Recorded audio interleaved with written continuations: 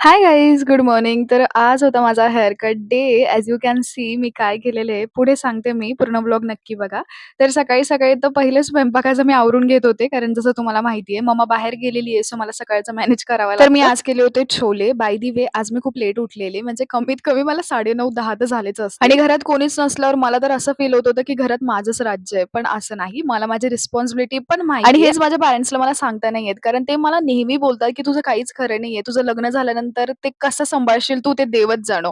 But आता मी त्यांना कसं सांगू, की "भाई टेक इट ईझी, चिल राहा. तुम्ही असं नका समजू मला. मी खूप हुशार आहे. मी सांभाळून घेईल." बट ते कधी समजतच नाही यार. त्यांना स्टिल असंच वाटतं, की नाही हिचं तर काही खरंच नाहीये. बट मी करून दाखवेल. पुढे दिसेल तर आणि तुम्हाला पण दिसेल यार, आपण तर सोबतच असणार आहे ऑब्व्हियसली. हे बघा यार, कुठल्या टॉपिकवर मी चालली गेली. बरं असो. तर माझी सलॉनला जायची अपॉइंटमेंट होती दुपारची. बट मी भाई इव्हनिंगला गेली असेल पार. म्हणजे लिटरली त्याने माझ्यासाठी सेकंड अपॉइंटमेंट कॅन्सल केली होती, की "तू येणार आहे. तुला हँडलिंग करण्यासाठी मी ती अपॉइंटमेंट कॅन्सल करतो." तर हा माझा फ्रेंड आहे. मी नेहमी याच्याकडेच हेअर कट करते. कारण हा इतक्या सुंदर वेने माझे हेअर कट करून देतो. त्याशिवाय मी त्याच्याकडे गेल्यानंतर मला थोडीशी पण सांगायची गरज नाही पडत. त्याला समजून जातं मला काय पाहिजेल आणि तो नेहमी तेच करतो जे मला आवडणार असेल. ही नेव्हर डिसअपॉइंटेड मी आणि मी ह्याला ऑलरेडी इंट्रोड्यूस केलेलं आहे माझ्या मागच्या ब्लॉगमध्ये. जेव्हा माझ्या दीदीच्या सिस्टर इन लॉचं लग्न होतं, तेव्हा मी हेअर कट केलेला. खूप चांगली सर्व्हिसिंग देतो तो. बरं, तर आमची फ्रेंडशिप एवढी चांगली असल्यामुळे मला एवढा वेळ झाला तरी बिचाऱ्याने समजून घेतलेलं.